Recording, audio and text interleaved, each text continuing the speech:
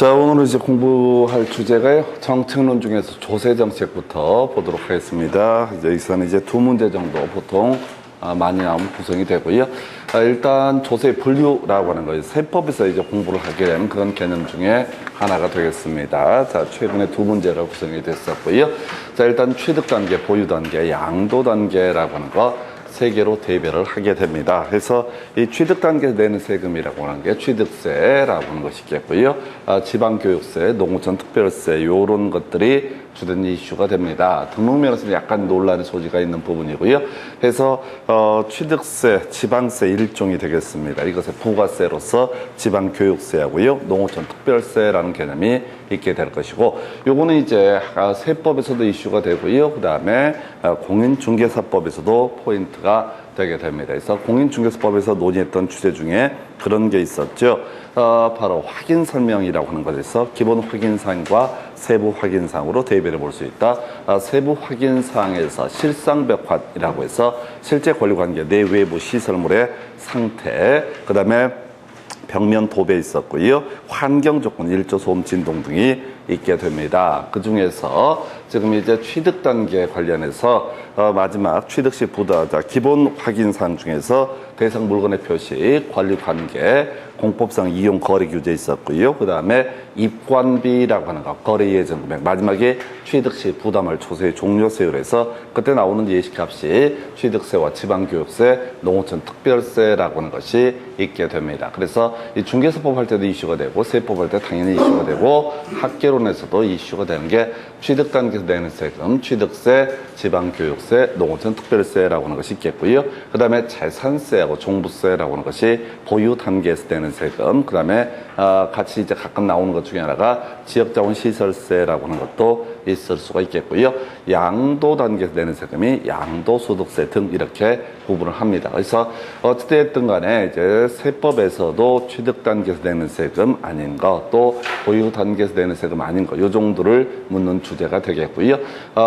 이걸로 이제 문제 구성 중에서 재산세라고 하는 것은 지자체가 부과하는 지방세 일종이 되게 될 것이고, 종부세는 국가에서 부과하는 국세 일종이 되게 된다 해서 조세 분류라는 것이 하나의 이슈가 됐던 바가 있었고요. 그 다음 두 번째, 조세 증감 등이 미치는 영향이라고 하는 거. 먼저 조세가 증가되게 된다. 그러면 이제 우리 앞에서 수요의 증가, 수요의 감소, 수요량의 변화 이런 얘기들을 경제론에서 논의가 했던 바가 있습니다. 그래서 경제론 파트에서 수요량의 변화와 수요의 변화를 구분을 하게 되면 수요량의 변화라고 하는 것은 가격을 기준으로 해서 구입하고자 하는 최대 수량의 변화를 가리켜서 수요량의 변화, 가격 외의 요인에 따라서 구입하고자 하는 최대 수량의 변화를 수요의 변화라고 부르게 되죠. 그래서 수요의 변화 요인 중에서 쟁점 삼아냈던 것 중에 하나가 바로 조세 증가, 거래세 증가 등이 있게 되면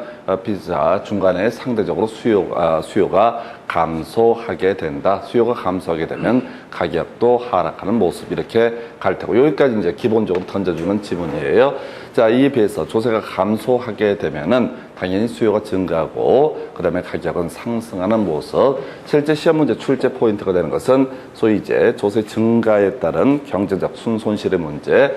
해서 일단은 공급자 소유자 그냥 기본적으로 던져주는 거죠. 그래서 세금이 늘어나게 되면은 공급자에게 있어서 생산자 잉여라고 하는 것은 감소하게 된다. 그래서 이때 공급자는 두 가지 관점이죠. 신규로 건설 공급하는 주택에 있어서는 아파트 건설 업체에 관련한 부분이 되겠고, 기존 재고주택을 거래를 한다라고 하게 되면 아파트 소유자가 공급자의 지위에 놓이게 될 것이다. 그리고 이제 매수인의 지위에 놓이는 것을 수요자라고 이렇게 부르게 될 테고, 소비자의 잉여도 당연히 세금이 증가되게 되면 감소하게 된다. 여기까지는 이제 던져주는 얘기고요. 답을 이제 외우고 들어가야 되죠. 정부라고 하는 거. 자, 세율이 올라가게 되면 정부에서 세금을 많이 받아서 지금 남는 게 생길 것 같다라고 이렇게 일반적으로 생각을 하실 수가 있습니다. 그런데 결론만 얘기하면 이제 정부에 있어서도 경제적 순손실, 손실이 발생할 수 있다라고 하는 거, 요거 미리 결론을 외우고 들어가셔야 돼. 세율을 올렸다라고 했을 때 수요가 또는 공급이 탄력적으로 반응을 하는 경우가 있겠다. 그래서 만약에 수요가 탄력적으로 반응하게 되면 다른 조건이 동일할 때 정부도 경제적 순손실이 발생하게 된다. 똑같은 논리 구조로 다른 조건이 일정할 때 수요가 탄력적으로 반응하게 되면 정부의 경제적 순손실이 발생한다. 해서 결론을 미리 외우고 들어가셔야 돼. 정부 세율을 올렸다고 해서 무조건 정부의 세 수입이 늘어나는 것이 아니라 정부에 있어서도 경제적 순손실이 발생할 수 있다. 요걸 가지고 출제 쟁점을 삼게 됩니다. 그래서 답을 뽑는 쟁점은 이 정도로 살펴볼 수 있겠고요. 그 다음에 이제 같이 봐야 되는 것 중에 하나가 두 가지 문제가 더 남게 되는데, 먼저 동결 효과라고 하는 거. 그래서 어떤 부동산의 가격 상승이 이루어지게 된다. 요 거래가 이루어지기 때문에 부동산 가격 상승의 문제도 발생하게 될 것이다. 그럼 거래를 막아버리는 방법이 뭐가 있을까 했을 때, 양도소득세를 세율을 올리게 되면 지금 세율이라고 하는 것이 비싸기 때문에 사람들이 정책이 바뀔 때까지 거래를 지자 매도인이 팔지 않는 현상, 이걸 이름하여 소위 이제 동결 효과라고 부르게 되는데, 자, 이 동결 효과, 어떤 동네에 아파트가 지금 100채가 매물로 나와 있다. 그런데 양도소득세가 중과가 되게 되면은 세금이 비싼 사람들이 이 중에서 만약에 90채가 매물에서 사라지게 된다라고 한번 전제해 보겠습니다. 그러면 10채만 남게 되는 그런 상태가 될 것이고요. 10채만 남게 된다라고 했을 때 아무리 이제 기존의 기본적인 수요는 존재하기 때문에 공급이 급감하게 되면은 결과적으로 오히려 아파트 값이 급등하게 되는 현상을 가리켜서 바로 이걸 동결 효과라고 부르게 됩니다. 그래서 양도소득세 세율이 올라가게 됩니다. 그러면 이제 부동산의 보유자 입장에서는 지금 거래를 안 하고 나중에 거래를 하려고 뒤로 미루는 현상, 이걸 우리가 동결 효과라고 이렇게 부르게 될 것이고요. 자, 그래서 결과적으로 동결 효과가 발생하게 되면은 이 수요는 여전히 일정하게 100%를 원한다라고 되어 있는데, 만약에 공급이 10채로 확 줄어들게 된다. 그럼 오히려 주택 가격이 급상승하는 문제가 발생할 수 있다. 그래서 원래 이제 양도소득세를 높인 이유가 거래를 줄여서 가격을 다운시키려고 했던 그런 정책이었는데, 오히려 이런 동결 효과가 발생하게 되면은 주택 가격이 오히려 급등하는 문제, 이걸 이름하여 동결 효과라고 부르게 될 것이고, 7년 동안 지금 2개 정도 구성이 됐던 사례. 자, 그 다음에 좀 어려울 수 있는 것이 조세 전가라고 하는 주제. 그래서 요즘에도 계속 부동산 정책 발표될 때마다 거기 밑에 보면 그런 것들 나옵니다. 댓글 쓰시는 분들 중에 상당수가 보유세를 겁나 올려버려야 된다라고 하는 거. 보유세를 올리게 되면은 집을 많이 가지고 있는 사람들이 다 집을 토해내게 될 것이다. 그래서 주택 가격이 하락하는 방향으로 추세를 잡게 될 것이다. 이런 논리 구조가 될 텐데, 문제는 이거죠. 보유세를 단순히 올린다라고 해서 무조건 주택 가격이 하락하는 것만은 아닐 수가 있다. 바로 조세 전가 현상이라고 하는 거. 그래서 조세 전가 현상은 세법상 납세 의무자라고 하는 사람이 있고요. 실제로 세금을 부담하게 되는 사람이 있을 수가 있다. 그래서 실제 납세 의무자하고요, 그 다음에 세금을 부담하는 사람 사이에 불일치 문제, 이걸 우리가 조세 전가라고 이렇게 부르게 됩니다. 그래서 앞에서 이제 공부했던 주제 중에 하나가 경제론 파트에서 탄력적이다 또는 비탄력적이다 이런 얘기를 하게 되죠. 그래서 탄력적이다라고 하면은 상당히 능동적으로 변화를 보여주는 것을 탄력적이다라고 이렇게 부르게 될 것이고, 비탄력적이다라고 하면 상당히 수동적으로 변화를 보여주는 것을 비탄력적이다 이렇게 가죠. 그래서 일단은 가보십시다. 자, 우리가 경제론에서 논의했던 거 균형 가격이라고 하는 거, 수요라고 하는 것과 공급이라고 하는 것이 일치하는 점, 교차하는 점에서 균형점이 잡히고 균형점에 대응하는 가격을 균형 가격이라고 얘기를 하게 되죠. 균형 가격. 그리고 균형 가격에 대응하는 거래량을 균형 거래량, 이런 용어를 쓰게 됩니다. 자, 그런데 지금 수요가 비탄력적이다 또는 이제 공급이 비탄력적이다라고 하는 경우를 보겠습니다. 자, 지금 이제 수요라고 하는 것이 완전 비탄력적이다. 그럼 이렇게 세워서 그림을 그려야 될 테고요. 공급이라고 하는 것이 이렇게 변화, 공급이 이렇게 그림이 그려지게 되겠죠. 그래서 지금 이렇게 수요가 완전 비탄력적인 경우에는 이 세금 자체를 모두 어떻다 수요자가 부담을 한다 해서 원래는 이런 식이죠. 상대적으로 비탄력적인 사람이 더 많은 세금을 부담한다 이렇게 되어 있는데 실제 문제 구성을 할 때는 완전 비탄력적인 경우를 주게 됩니다. 그래서 이건 이렇게 가셔야 돼. 어떤 동네에 지금 이제 전세를 들어가서 살려고 하는 사람들이 있고 전세를 내놓는 사람이 있습니다. 자, 그런데 특징을 이제 검토를 해 보니까 이런 경우가 있다는 얘기죠.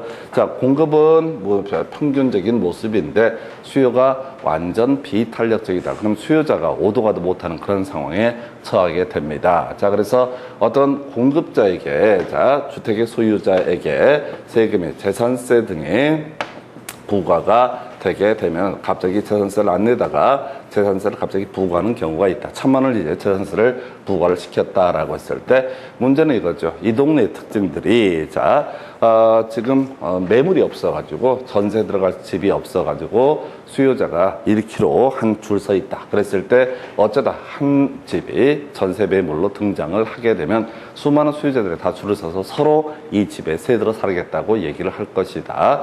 자, 그래서 지금 수요자는 어떻게든 집을 구해야 되니까 오도 가도 못하는 상황이 되게 된다. 그러면 공급자 입장에서는 월세 받을 때 이 재산세를 다 전가하더라도 어떻다 수요자가 떠안고 갈 수밖에 없다. 그래서 수요가 완전 비탄력적이다라고 하게 되면 자, 그 세금이라고 하는 것이 모두 수요자가 부담을 하게 된다. 이런 이제 모습을 보여주게 될 테고, 자, 그다음에 이제 거꾸로 이제 주택의 소유자에게 재산세가 부과가 된 상태에서 빈집이 너무 많아가지고요 세입자 구하는 게 하늘의 별 따기다라고 했을 때, 자, 재산세 1,000만 원 이제 부과가 됐다고 그래서 세입자한테 재산세를 전가를 시키려고 하게 되면은 아무도 그 집에 들어오지 않을 것이다. 그래서 자, 결과적으로 세금이라고 하는 것은 자, 납세 의무자, 세법상 납세 의무자와 무관하게 실제 담세자라고 해서 실제 세금을 부담하는 사람과의 관계를 보게 되면 결국은 완전 비탄력적인 사람이 어떻다? 전부 세금을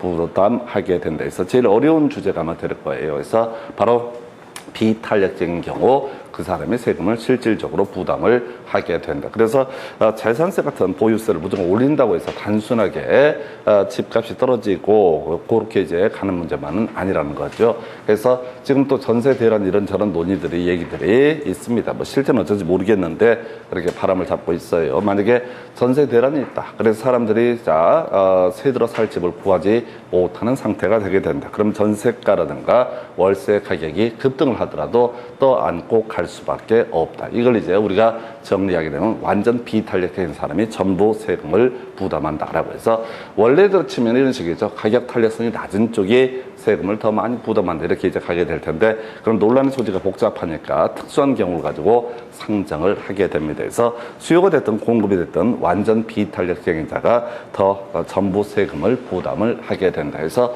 요 파트에서 이제 그냥 기다렸다 외우고 들어갈 주제들이 이런 게 있게 되죠. 먼저 취득 단계에서 내는 세금, 보유 단계에서 내는 세금, 양도 단계에서 내는 세금, 요거 하나 가장 기초적인 개념. 두 번째가 지금 이제 세율이 인상이 되게 되면은 정부도 수요나 공급이 탄력적으로 반응을 하게 된다라고 했을 때 오히려 자 정부도 경제적 순손실이 발생할 수 있다. 세 번째 이슈가 되는 것이 바로 비탄력적인 사람이 실질적으로 세금을 전부 부담을 하게 된다 해서 항상 문제를 구성할 때는 완전 비탄력적인 사람이 세금을 더 많이 부담하자 그 사람이 전부 세금을 부담을 하게 된다. 이렇게 정리를 합니다. 그래서 자 동기열 효과 이런 것들은 뭐 그다지 답이 될 만한 주제는 요즘에는 아니고요. 자 문제 가지고 이제 쟁점들 확인해 보겠습니다.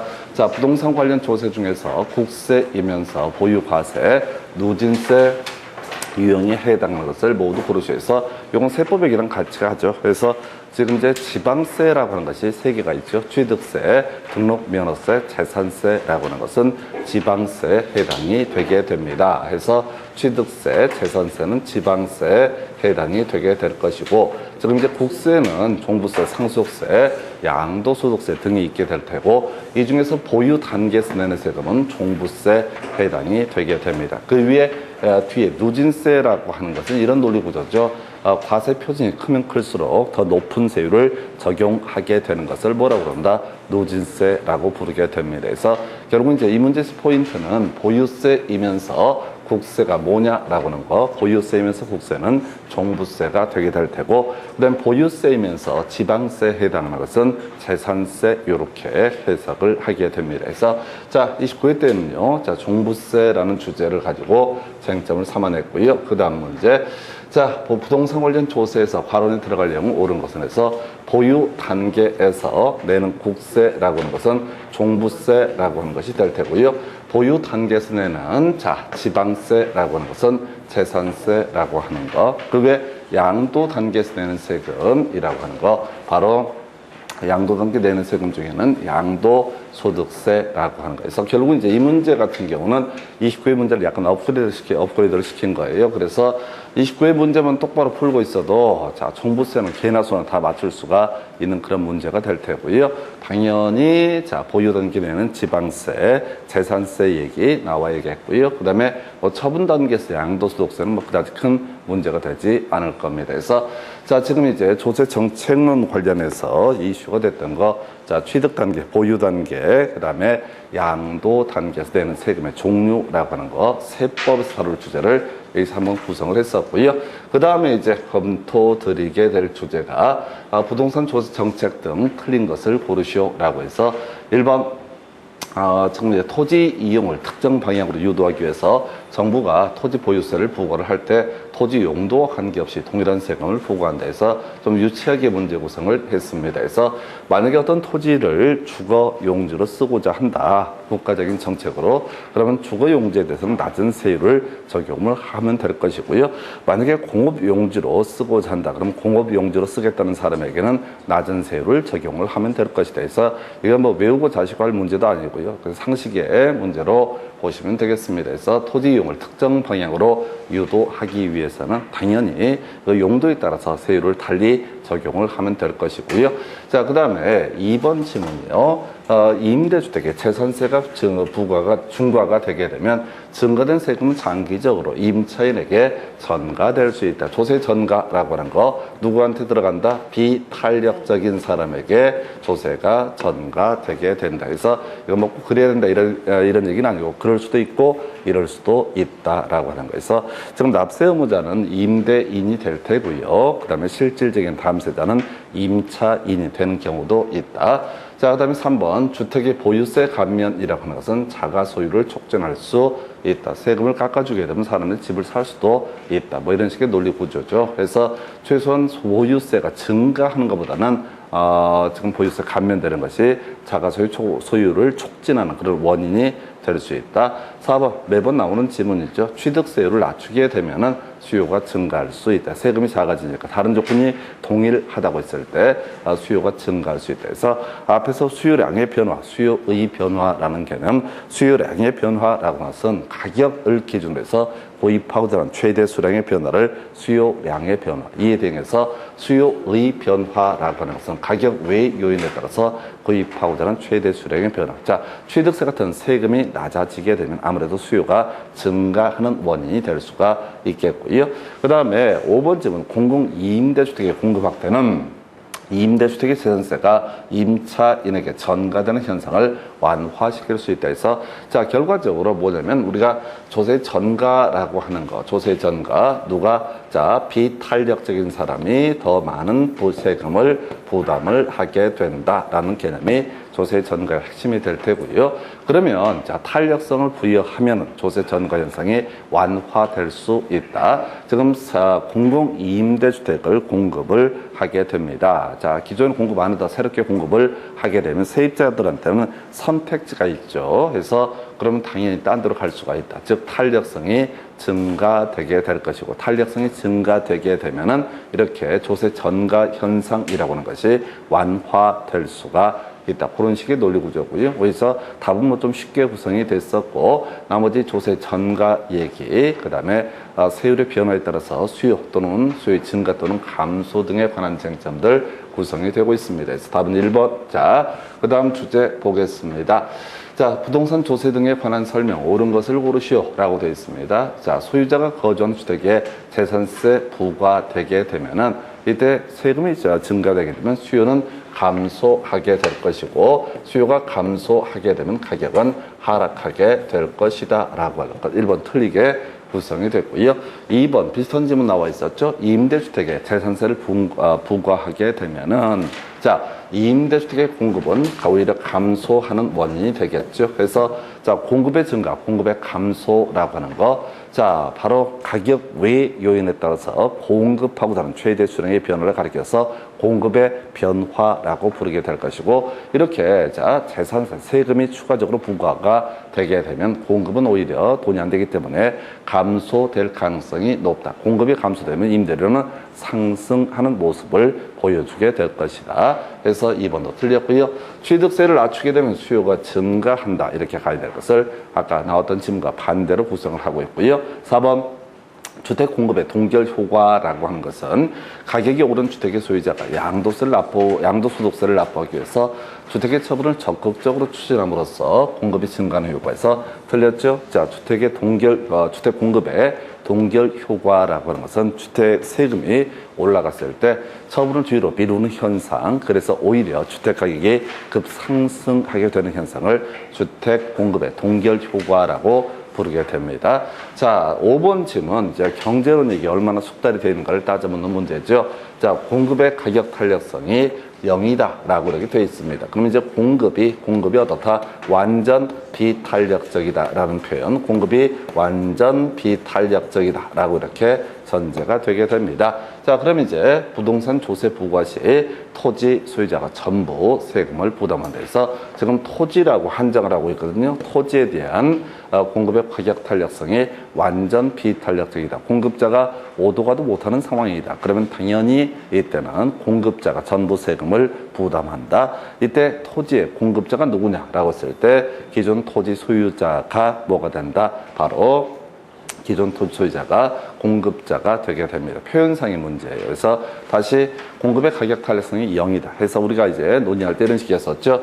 가격 탄력성이라고 하는 거, 가격 변화율 분의 가격 변화율을 기준으로 봤을 때 그 재화의 공급량의 변화율이라고 하는 거, 공급량의 변화율이라고 하는 것을 이름하여 공급의 가격 탄력성이라고 불렀었고요. 자, 이게 분자값이 0이다 이런 얘기죠. 가격이 아무리 변화해도 공급이 변화되지 않는다라고 하는 거. 이때는 공급을 우리가 완전 비탄력적이라고 부르게 될 테고, 공급이 완전 비탄력적이 되게 되면은 공급자가 전부 세금을 부담한다 해서 답은 5번으로 구성을 하고 있습니다. 그래서 조세 전가라고 하는 거, 완전 비탄력적인 자가 다 전부 세금을 부담을 하게 된다. 이렇게 가게 됩니다. 28회 때 답은 5번 이렇게 구성을 했고요. 그 다음 주제 가서 살펴보겠습니다. 자, 주택 구입에 대한 거래세 인상에 따른 경제적 후생 변화에 관한 설명, 틀린 것을 고르시오라고 해서, 자, 미리 결론 외우고 들어가야 돼요. 정부도 경부도 세율 인상하게 되면 사안에 따라서 바로 세수입의 손실, 경제적 순손실이 발생할 수 있다. 물론 이제 거기엔 사족이 붙죠. 그래서 수요가 됐든 공급이 됐든 혹시 탄력적으로 반응을 하게 되면은 이때는 정부도 세 손실이 발생한다. 그래서 이거 할 때 항상 드는 얘기가 저거 담배값 케이스예요. 담배값이 2,500원 하다가 박근혜 정부 때 4,500원으로 인상이 되게 됩니다. 그래서 뭐 얘기는 뭐 그런 식이죠. 국민의 건강을 생각한다. 근데 다 개소리고요. 세금 올리기 위한 그런 개수작들입니다. 그래서 자, 그런데 만약에 2,500원짜리 담배를 한 25,000원 정도로 급가 세금을 한 몇백 배 올려버린다라고 한다면 아마도 수요가 탄력적으로 반응을 하게 되겠죠. 이 땅에 고등학생들 담배 다 끊게 됩니다. 큰일 나지. 그럼 어떻다? 오히려 정부의 세수입이 줄어들게 된다. 이런 논리 구조가 되는 거야. 근데 이제 정부에서 그 당시에 2,500원에서 4,500원까지 올릴 때 정말 수많은 연구들을 해가지고 기가 막히게 4,500원에 딱 안착을 시킵니다. 그래서 결과적으로는 한 3년 정도 지났을 때 흡연율의 변화는 전혀 발생하지 않습니다. 그게 이제 결국 세수입을 늘리는 것이다 라고 해서 결론 가십시다. 지금 이제 거래세가 인상되게 된다. 세금이 인상되게 되면은, 자, 결론만 기억하십시다. 바로 정부도 어떻다? 순손실이 발생하게 된다라고 하는 거. 정부도 어떻다? 순손실이 발생하고, 물론 논의의 전제 요건은 수요가 됐든 공급이 됐든 간에 탄력적으로 반응한다는 전제가 쌓여 있게 되면은 이때는 어떻다? 정부도 경제적 순손실이 발생하게 된다라고 하는 거, 이렇게 정리를 하죠. 그래서 자, 1번 질문부터 가보겠습니다. 수요 곡선이 공급 곡선에 대비해서 더 탄력적이면 이라는 표현 나와 있죠. 그럼 우리는 외웠던 게 비탄력적인 자를 사람을 찾아봐야 됩니다. 공급이 더 어떻다? 비탄력적이다. 그러면 자, 공급자, 수요자에 비해서 공급자의 부담이 더 커지게 된다. 비탄력적인 사람이 더 많은 세금을 부담하게 된다. 1번 오른편. 자, 공급 곡선이 수요 곡선에 비해서 더 탄력적이면 이라고 되어 있죠. 그럼 비탄력적인 사람은 누가 된다? 다시 자, 수요 곡선이 더 비탄력적인 모습을 보여주게 된다. 그럼 이제 수요자의 부담이 더 커지게 된다라고 해서 이게 이제 하나가 조세 전가 관련해서 1번, 2번 지문에서 구성을 했고요. 자, 한편 자, 세율이 인상이 되고 있습니다. 거래세가 인상이 됐습니다. 자, 그러면 이제 소비자 잉여는 감소하게 된다. 생산자 잉여도 어떻다? 감소하게 된다. 결론만 기억하시는 거야. 앞에 봐봤자 어차피 이해도 못할 테니까 바로 결론 파고 치고 들어가셔야 돼. 지금요, 아파트에 대한 거래가 이루어지게 되는데 만약에 이런 경우가 있다 하십시다. 세금이 기존 1,000만 원 내다가 2천만 원 올랐다. 그러면 이 세입자 같은 경우가 다시 자, 갑소유 X 부동산을 을에게 매매하는 계약을 체결하는 과정에서 기존 을이라는 사람이 자, 세금을 100만 원 내다 1,000만 원을 내야 되는 그런 상황에 이르게 된다. 그럼 이제 거래가 이루어졌을 때 아무래도 자, 수요자, 소비자 잉여라고 하는 매수인의 남는 재산이라는 것은 작아지게 될 것이다. 똑같은 물건의 거래가 되더라도 세금을 더 많이 내야 되니까 한편 생산자, 공급자 잉여라고 하는 것도 마찬가지 구조입니다. 자, 이 매수인 얘기를 하는 거지. 세금도 비싸졌으니까 좀 깎아달라라고 이렇게 얘기를 하게 될 테고, 또는 양도소득세가 올라가게 되면 똑같은 금액의 거래가 된다라고 할지라도 당연히 자, 매도인에게 남는 재산은 작아지게 될 것이다. 그래서 결론만 외우고 들어가는 거야. 괜히 읽어봐봤자 헷갈리니까 소비자 잉여 그리고 생산자 잉여는 감소하게 된다. 그래서 결론을 기억해야 돼. 항상 시험 문제는 답을 가지고 구성을 하게 되는 거죠. 거래세 인상에 따른 세수입 증가분은 정부에 귀속되므로 경제적 순손실 발생하지 않는다. 이것은 이제 이런 얘기죠. 정부의 경제적 순손실은 발생하지 않는다. 틀렸다는 얘기죠. 결론만 기억합니다. 수요자나 공급자가 수요나 공급이 탄력적으로 반응을 하게 되면은 이때는 어떻다? 정부도 경제적 순손실이 발생하게 된다라고 해서 결론을 외우고 들어가시라고 해서 이게 지금 문제를 구성할 때는 대단히 유치하게 그냥 공부를 제대로 안 한 사람들이 막연하게 상식으로는 풀 수 없게 구성하는 거야. 그래서 항상 정부도 더 경제적 순손실이 발생하게 된다. 항상 문제를 줄 때는 탄력적으로 반응을 하는 경우도 있을 수가 있다는 걸 전제를 하고 얘기를 해야 되죠. 그래서 결국 이제 이 조세 정책론 관련해서는 조세 전가 문제에 비탄력적인 사람이 더 많은 세금을 부담한다 이 얘기하고, 자, 그다음에 세수입이 꼭 증가하는 것만은 아니다라고 하는 거 두 개가 이슈가 되겠습니다. 자, 그 다음 문제 가서 살펴볼까요? 자, 보게 되면은 이렇게 돼 있습니다. 자, 부동산의 수요 및 공급 등에 관한 설명, 틀린 것은 해서 요건 이제 경제론하고 짬뽕이 되어 있는 거죠. 자, 수요 곡선이 변하지 않을 때 세금 부과에 의한 경제적 순손실은 공급이 비탄력적일수록 커진다라고 해서 1번을 가지고 틀리게 답을 구성을 했었죠. 다른 거 다 빼버리고 세금이 자, 부과가 되게 된다. 그러면 공급이 탄력적으로 반응하게 되면, 공급이 탄력적으로 반응하면 경제적 순손실이 커지게 된다. 자, 공급이 일정할 때, 공급이 변하지 아니할 때 수요가 탄력적으로 반응하게 되면 어떻다? 경제적 순손실이 발생하게 된다. 해서 하여튼 수요나 공급 중에 어느 하나가 탄력적으로 반응하게 되면 정부도 경제적 순손실이 발생한다. 세율을 인상한다고 해서 무조건 세수입이 늘어나게 되는 것은 아니다라고 할 것. 답은 1번 이렇게 구성을 합니다. 지금 보시다시피 답되는 것들이 거의 유형화되어 있어요. 정형화되어 있습니다. 자, 그 다음에 2번 부동산 수요가 증가하게 되면 공급이 비탄력적일수록 균형 가격이 더 크게 상승한다. 이건 그림 그려봐야 되지. 자, 비탄력적일수록 또는 탄력적일수록 이란 말이 나오게 되면은 항상 완전 탄력적과 완전 비탄력을 전제로 해봐야 되죠. 자, 먼저 수요의 증가라고 하는 것은 이렇게. 자, 첫 번째 수요 곡선 오른쪽으로 하는 거죠. D1에서 D2로 수요 곡선이 옮겨가게 됩니다. 수요가 D1에서 D2로 옮겨가게 됩니다. 그러면서 이제 경우의 수를 살펴봐야 되죠. 만약에 뭐가 있을 수가 있냐면 지금 수요가 자 다시 공급이 완전 탄력적인 경우하고 완전 비탄력적인 경우를 상정을 해서 보겠습니다.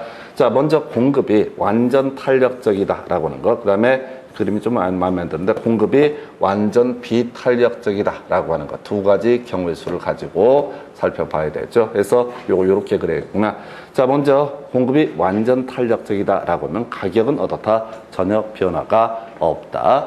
공급이 완전 비탄력적이다. 그럼 어떻다? 첫 번째 균형점, 두 번째 균형점 가격은 상승하게 될 것이다. 그래서 이게 이제 훈련이 되셔야 돼. 탄력적일수록 또는 비탄력적일수록이라는 표현이 나오게 되면 완전 탄력적인 경우하고 완전 비탄력적인 경우 두 가지를 무조건 그려보셔야 돼. 그래서 가격이 상승하려면 어떻다? 비탄력적일 때, 완전 비탄력적일 때 어떻다? 가격이 상승하게 된다. 그래서 이건 경제론 파트에서 그냥 공식이야. 탄력적일수록, 비탄력적일수록이라는 표현이 나오게 되면 완전 탄력적에 가깝냐, 완전 비탄력에 가깝냐, 이 문제로 접근을 하실 거라서 자, 그래서 2번은 오른편.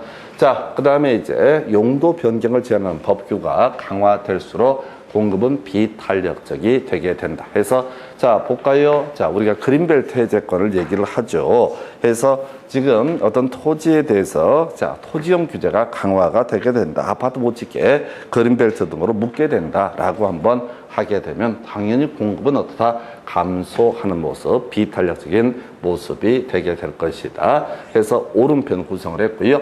자, 그 다음에 수요와 공급이 모두 증가하는 경우라고 되어 있습니다. 자, 수요와 공급이 모두 증가하는 경우. 자, 이렇게 가야 되죠. 첫 번째 균형점이 있을 것이고요. 자, 수요, 공급이라고 하는 거. 그 다음에 두 번째 균형점은 수요 곡선을 자, 오른쪽으로 이동을 하게 될 테고, 공급의 증가도 오른쪽으로 공급 곡선을 이동을 할 것이다. 그래서 이 첫 번째 그림 대비해서 두 번째 그림이 뭐라고요? 수요도 증가하고 공급도 증가한 모습이 되게 된다. 그러면 다른 건 몰라도 일단 거래량이라고 하는 것 다 증가하게 될 것이다. 가격은 이제 모르죠. 가격은 수요의 증가폭과 공급의 증가폭을 비교해서 검토해 봐야 됩니다. 그래서 일단은 자, 이 그림 자체를 아예 그려보셔야 돼요. 다시 한번 가볼까요? 수요도 공급도 모두 증가한다라고 한번 해보겠습니다. 첫 번째 가격이라고 하는 것과 거래량이라고 하는 것, 수요와 공급이 있다고 치고요. 그 다음에 이제 검토하게 될 게 수요가 증가한다는 것, 수요 곡선이 오른쪽으로 이동하게 된다. 공급이 증가한다는 얘기는 공급 곡선을 오른쪽으로 이동하게 된다. 그래서 첫 번째 균형점이라고 하는 게 이 점이 되죠. 이 점 대비해서 이 점이라고 하는 것은 자, 일단은 거래량은 증가하게 될 것이고 가격은 자, 수요 또는 공급의 증가폭에 따라서 달라지게 될 것이다 라고 해서 자, 일단은 요 4번은 오른편 되겠고요. 자, 그다음에 부동산 수요 곡선상 수요량이라고 하는 거, 키워드 뭐야? 가격을 기준으로 해서 구매 의사, 구매 능력 있는 수요자가 구매하고자 하는 최대 수량이라고 하는 것을 수요량이라고 부르게 된다 해서 하여튼 뭐 이 정책론 파트하고요. 그 다음에 여기하고 같이 엮어서 자, 조세정책 보통 얘기할 때 나오는 것이 이 경제론하고 엮어서 구성하는 사례 등이 존재합니다. 그래서 자, 하여튼 1번 답으로 구성했고요. 다시 가십시다. 자, 지금 자, 수요나 공급이 탄력적으로 반응을 하게 되면 세율이 인상이 됐을 때 정부도 경제적 순손실이 발생할 수 있다라고 하는 주제 이렇게 보셨고요. 자, 그 다음 주제 가서 보도록 하겠습니다. 자, 이거 전반적으로 다 묶어서 앞에서 공부했던 주제를 묶어서 보게 되는데, 우리나라 부동산 정책 등에 관한 설명 틀린 것은 해서, 자, 일단 가장 기초가 되는 게 직접적 개입하고요, 간접적 개입. 이 얘기부터 생각을 해봐야 되죠. 그래서 직접적 개입이라고 하는 것은 바로 공영개발, 공공토지 비축, 공공임대주택의 공급, 이런 것들이 직접적 개입이고, 나머지는 다 간접적 개입에 해당이 된다. 그 중에서 1번 지문요. 자, 토지 이용에 있어서 용도적 지구재라고 하는 것은 부의 외부 효과를 제거하기 위한 그런 수단이었었죠. 그래서 사회적 후생 손실을 완화하기 위해서 지정을 하게 된다. 해서 특별히 어려운 지문은 아니고요. 주택시장에 비해서 단기적으로 수요에 비해서 공급이 부족해서 시장 실패가 발생할 경우, 이는 정부의 주택시장에 대한 개입의 근거가 된다 해서 다른 거 필요 없고요. 시장 실패가 정부가 주택시장에 개입할 수 있는 근거가 되게 된다 해서 옳은 표현 구성을 하고 있습니다. 그래서 우리가 이제 공부했던 것이 시장 실패라고 하는 거, 이런 거 있었죠. 불완전 경쟁 시장이라고 하는 거, 불완전 경쟁 시장이라는 것이 시장 실패의 한 원인이 될 수 있다. 두 번째, 공공재 문제라고 해서 사회적으로 필요한 시설이지만은 공원, 이런 것들을 얘기를 하면서 실질적으로 사람들이 수요를 은폐시키는 것, 이걸 우리가 공공재라고 불렀었고, 공공재에서 제일 중요한 키워드가 됐던 건 저 얘기였어요. 이 공공재 생산을 시장 기구에 맡기게 될 경우, 이때는 사회적 적정 생산량보다 적게 생산이 되게 된다. 이게 이제 논의 포인트. 그래서 일부는 공공재에 대해서 정부가 부담을 해야 된다. 30회 때 나왔던 문제, 공공재는 전부 정부가 부담을 한다. 자, 즉 설치를 한다 해서 틀리게 답을 뽑았었고요. 3번 지문, 토지 거래 계약에 관한 허가구역은 토지의 투기적 거래에 성행하거나 지가가 급격히 상승하는 그런 우려가 있는 지역을 대상으로 지정될 수 있다 해서, 자, 2차 과목 부동산 거래 신고 등에 관한 법률에서 국토부장관, 시도지사 허가구역 지정 공고할 수 있었고요. 예, 토지의 투기적 거래 성행하거나 지가가 급격히 상승하는 지역을 대상으로 지정되고요. 분양가 상한제, 실수요자 내 집 마련 부담을 완화하기 위해서 도입됐다. 여기까지는 뭐 별 문제가 되지 않아요. 그래서 이 분양가 상한제 관련해서는 저거 기억해야 되죠. 자, 제외되는 거 두 가지. 자, 분양가 상한제를 적용하지 않는 게 도시형 생활주택과 관광특구라고 하는 것은 어떻다? 분양가 상한제를 적용하지 않는다. 27회 때 30회 때 모든 문제의 골격. 분양가 상한제의 결론은 뭐라고요? 도시형 생활주택, 관광특구는 바로 주택법에 따른 분양가 상한제를 적용하지 않는다. 그 얘기. 그 다음에 5번 지문이 답이 됐는데 뭐 썩 좋은 문제는 아니에요. 주택 보급률이 100%를 넘게 되면 자, 정부가 주택시장에 개입하지 않는다라고 요걸 틀리게 구성을 했었고, 뭐 썩 좋은 질문은 아니에요. 그래서 우리나라 주택 보급률이 자, 100% 넘은 지 한 15년 넘었습니다. 근데 지금도 끊임없이 정부에서는 주택 정책, 자, 이런저런 투기 뭐 이런저런 정책들을 발표를 하고 있습니다. 이유는 뭐 다른 건 아니고 수도권에 있어서 자가 보유율이라고 하는 게 한 58에서 59% 내외라고 그래요. 그래서 아직도 사람들이 다 집을 갖고 있는 것은 아니다. 그래서 어떻다? 바로 주택 정책이라고 하는 것이 필요하다 해서 이 문제는 상당히 까다롭게 나왔던 주제가 되겠습니다. 좀 오래전 문제 패턴이고요. 그래서 사실은 그 후로 이 주제는 다시는 나오고 있지 않아요. 대신 이런 문제를 통해서 우리가 기억을 해야 될 거, 쉬운 거 잘하는 게 중요해. 쉬운 거 잘하는 거. 쉬운 거 잘하면 대충 5번 찍는 거지. 5번이 딱 보면서 뭐야, 이게 답이네, 이렇게 가는 문제는 아니었습니다. 그래서 상식 갖고 풀려고 하지 마세요. 가능하면. 상식 갖고는 여러분 상식이 겁나 없기 때문에 상식 갖고 풀면 다 작살나게 문제 구성을 해요. 그래서 머리 굴리지 말고요. 외워서 접근하셔야 돼. 시험장 가시면 거의 상식으로 자꾸 풀려고 하거든요. 찍는 족족 다 틀려요. 그 이제 공부 안 하는 사람들이 하는 방법 중에 하나가 자기가 아는 깜냥 내에서 문제를 풀어보거든요. 예, 백발백중 다 틀립니다. 외우지 않으면 풀 수 없어요. 외우지 않으면. 그래서 상식 갖고, 그래 가끔 이제 그것도 뭐 좀 약간 모질한 사람들이 그런 얘기합니다. 자기 생각대로 풀면 어쩜 그리 다 틀리는지. 공부를 더럽게 안 하고 있다는 얘기죠. 공부 안 하면서 날로 먹겠다는 거지. 그래서 상식 갖고 푸는 문제는 거의 없다고 보셔야 돼. 무조건 이런 문제는 1번부터 4번까지는 얼마나 쉬워. 그냥 간단한 주제들이에요. 근데 이제 5번이 아주 어려웠어요. 어려운 걸 맞추자는 게 아니라 쉬운 걸 잘 해결을 하게 되면 어차피 객관식 문제에서는 답을 골라내는 게 능력이고 기술입니다. 그래서 쉬운 것들을 놓치지 않는 거. 이게 이제 시험 문제에서 점수가 나오는 방법이고요. 제발 생각을 웬만하면 안 했으면 좋겠다. 여러분들이 그냥 생각해서 풀 수 있는 문제는 거의 없다고 보셔야 돼. 기계적인 암기가 필요합니다. 그래서 대부분 뭐 공부할 때 뭐 그런 얘기 하죠. 이해를 하고 해서 공부 못하는 사람들이 하는 소리 중에 하나가 그 얘기야. 이해를 하라고. 그래서 한 번도 공부를 안 해본 사람들은 이해하라는 얘기를 합니다. 공부 한번 해봐요. 뒤지게 해봐요. 그러면 매번 좌절해. 자꾸 잊어버리니까 짜증이 나고 힘들고. 공부는 이제 암기를 하는 것이 절대로 이해하는 게 아닙니다. 그래서 혹시 가끔 그 보면 그 공부 잘하는 사람들 얘기 있잖아요. 다 개소리입니다. 그 새끼들은 머리가 좋은 놈들이야. 딱 보면 외워버리는 애들이야. 그러니까 걔들은 이해만 하면 돼. 근데 평균적인 99%의 사람들은 뭐야? 그래, 특별히 그냥 책 보면서 저절로 이해가 안 되기 때문에 그거 외우셔야 됩니다. 뭐 입시 이쪽도 마찬가지. 맨날 그 학원이나 이런 데서 하는 게 어머니 애가 이해력이 좀 부족한 것 같아요. 개소리입니다. 어머니 얘가 더럽게 게으른 것 같아. 이 얘기. 누구 닮아서? 엄마 닮아서 더럽게 게으르다. 이 얘기를. 어머니 얘가 이해력이 좀 부족한 것 같아요. 그러면 어떻게?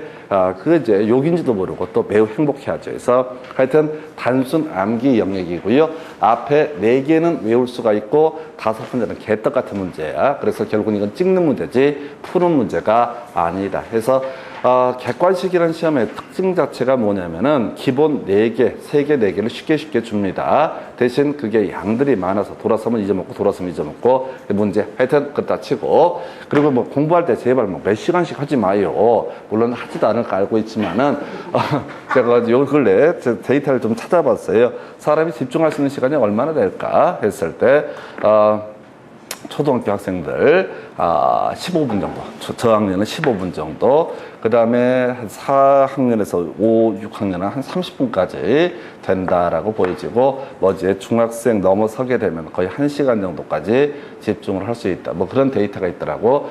개소리지. 무슨 초등학생들이 15분 이상 집중을 해. 5분을 집중을 못하지. 그래서 난 제일 존경하는 사람들이 그 초등학교 교사들입니다.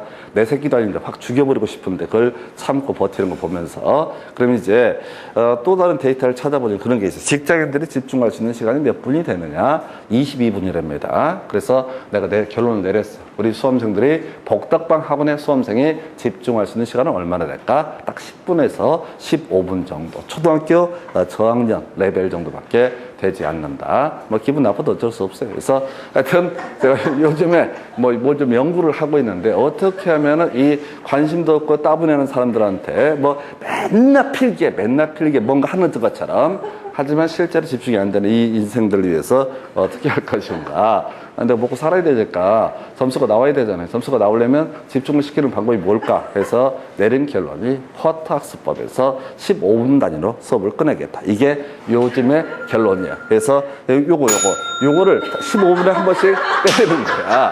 그러면 이제 어떻게 되느냐? 15분에 한 번씩 때리면 이게 한 쿼터가 지나갔구나. 이렇게 밤에 별 연구를 다 합니다. 그래서 자, 다시 가서 이제 다시 집중을 해보겠습니다. 공부하는 척 하지 마시고요. 그래서 1번부터 4번까지는 좀 해볼 만해. 5번 어려웠었고요. 자, 이런 거 5번 외우시는 거 아니야? 5번은 다시는 안 나와서 통계적으로. 그러니까 무난한 4개의 지문을 잘 소화하는 게 필요하다. 본인 입장에서 별로 무난 안 해도 자주 나오는 주제는 계속 반복함으로써 숙달이 되셔야 됩니다. 그 다음 문제 가서 살펴보겠습니다. 자, 지금 24회 때 문제, 다음 설명 중 틀린 것은 해서, 자, 개발권 양도제라고 하는 거. 자, 개발 부담금제하고 헷갈리면 안 되죠? 개발권 양도제는 뭐야? 개발권을 사고 팔 수 있는 그런 제도를 가리켜서 개발권 양도제. 개발 부담금제는 땅값 급등했을 때 삥을 뜯는 것을 개발 부담금제, 재건축 부담금제라고 부르게 됩니다. 그래서 개발권 양도제, 보전지역, 규제받는 보전지역에서 발생한 토지 소유자의 손실을 보전하기 위한 제도, 이거 팔아먹을 수 있게 하는 제도. 오른편. 2번. 자, 다른 조건이 일정할 때 정부가 임대료 한도를 시장 균형 임대료보다 높게 설정하면은 이라고 되어 있죠. 다시 갑시다 그냥. 자, 시장 균형 임대료 50만 원이야.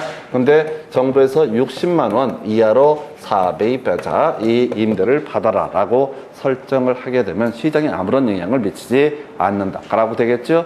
지금 내가 월세 받는 사람이야. 50만 원 받고 있는데 정부에서 야, 이제 다음 달부터는 자, 60만 원 이하로 받아라 라는 얘기는 어떻다? 정부 시장에 어떤 영향도 주지 않는다. 이게 이제 50만 원 받고 있을 때 40만 원 이하로 받아라 라는 명제가 나오게 되면 그때는 이제 공급은 장기적으로 감소할 테고 수요는 자, 증가하게 되고 가격은 상승하게 될 테고 그 다음에 이때 40만 원 이하로 받아야 되니까 가격은 상승 못할 테고 질은 떨어지고 기존 임차인의 내 주거 이전은 어려워지게 된다. 이런 식의 논리 구조에서 자, 2번을 틀리게 구성을 했습니다. 그래서 자, 2번 해서 자, 다시 맞나? 다시 균형 임대료도 높게 설정하면 시장이 어떻다? 영향을 주지 않는다. 이렇게 가라. 2번 틀렸고요.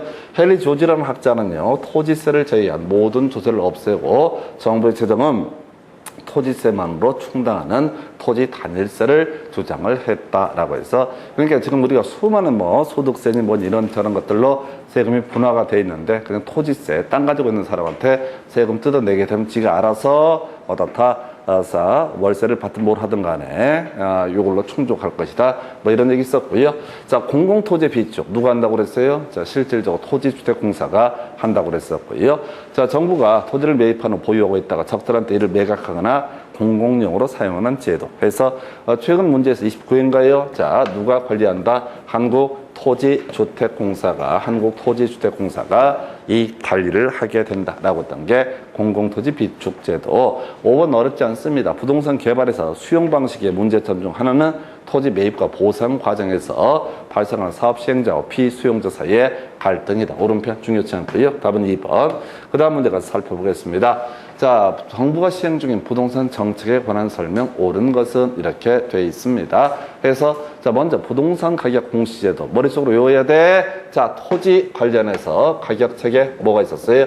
표준지, 공시지가라고 하는 거. 표준지, 공시지가. 여기서 파생되는 게 뭐가 있다? 개별 공시지가라고 하는 것이 있었고요. 그 다음에 단독주택과 관련해서 이슈가 됐던 게 표준주택가격이라고 하는 것이 하나가 있었고요. 그리고 이에 대응해서 뭐가 있다? 개별 주택 가격이라고 하는 것이 있게 된다.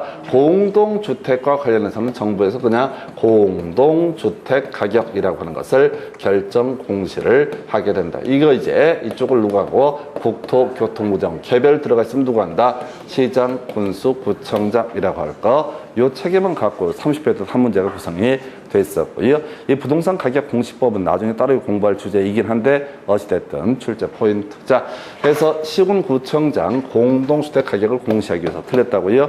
공동주택 가격은 누가 공시한다? 국토교통부 장관이라고 할 거. 2번 질문 토지 선매라고 하는 거. 자, 지금 이제 우리가 공공토지 비축 제도 중에 선매 제도라고 하는 게 있었고요.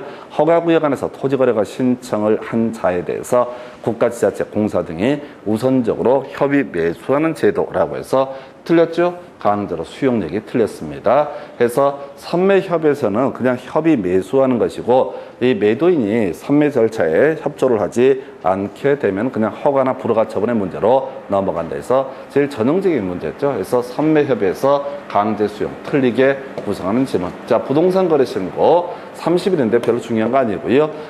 계약 체결일로부터 30일 내에 신고를 해야 된다라고 해서 이렇게 구성을 했었고 잔금 지급은 아니고요. 계약 체결. 근데 외우려고 하지 마. 이건 저기서 하는 거잖아. 2차 과목. 자, 2차 과목. 자, 공인중개사법에서 공부하는 주제. 그 다음에 주택 선분양 제도라고 하는 것은 선분양은 뭐야? 완성되기 전에 미리 팔아먹는 걸 뭐라고 한다? 선분양 제도. 호분양 제도에 비해서 주택 공급을 감소시켜서 이미 틀렸죠. 선분양 제도는 완성도 되기 전에 미리 돈을 받을 수 있기 때문에 상대적으로 주택 공급이 많이 늘어나게 된다라고 할 것 뒤에 볼 것도 없습니다. 준공공임대주택 8년에서 답을 이제 5번 뽑아놨는데 이건 이제 법령 개정에 따라서 제가 수정을 해놓은 사안이고요. 해서 간기하면 4년이었고 준공공하면 8년 이런 식으로 설명을 드린 바가 있습니다. 사실 이건 외워서 푸는 게 아니라요. 나머지 내용들 가지고 이제 분석을 해야 되고 주로 이제 우리 논의되는 게 선분양 부동산 가격 공시, 선매제도 이런 것들이 주로 이슈가 되게 됩니다. 그래서 자 지난 시간에 다 했던 얘기들 다시 한번 체크하고 있어요. 다시 선분양, 후분양에서 선분양이라고 하는 건 미리 완성도 되기 전에 팔 수가 있다. 그래서 공급자 입장에서는 주택 공급량을 좀 늘릴 수 있는 방법 중에 하나가 된다. 만약에 후분양 제도라고 한다면 완성했을 때만 팔 수가 있다. 그러면 집 장사를 하려면 미리 집을 다 지어야 되기 때문에 많은 돈을 미리 확보를 해야 된다. 그래서 선분양 제도가 호분양 제도보다 주택 공급을 좀 원활하게 할 수 있는 방법이 되게 된다. 그 정도까지고요. 답은 5번. 그 다음 주제 가서 살펴보도록 하겠습니다. 자, 정부의 부동산 시장 개입 등에 관한 설명, 틀린 것을 고르시에서 개발 부담금 부과제도. 자, 포인트 직접적 나와 있죠? 직접적 하면 뭐가 있어? 자, 다시 공영개발, 공공토지 비축, 공공임대주택의 공급 세 가지가 뭐가 된다? 직접적 개입. 나머지는 다 뭐가 된다? 간접적 개입. 1번 틀렸고요. 공공임대주택의 공급은 소득 재분배 효과를 기대할 수 있다. 뭐 특별한 문제는 안 되겠고요. 자, 저소득층을 대상으로 임대주택을 많이 공급하면 싸게 넘긴다 이런 얘기니까 소득 재분배 효과를 가져올 수 있겠고요. 3번 정부가 주택가격 안정을 목적으로 신규 주택의 분양가를 규제했을 때 오히려 신규 주택의 공급량이 감소하면서 가격이 급상승하는 문제가 발생할 수 있다 해서 이게 분양가 상한제의 문제점으로 주장하는 그런 논거가 되게 됩니다. 그래서 분양가 상한제, 건설업자한테 마진을 좀 적게 먹게 하겠다 이런 식의 논리 구조가 분양가 상한제가 될 테고, 그러면 이제 공급자가 공급을 줄여버리게 되면은 결과적으로 오히려 공급 부족으로 인해서 가격이 상승하는 문제가 발생할 수 있다.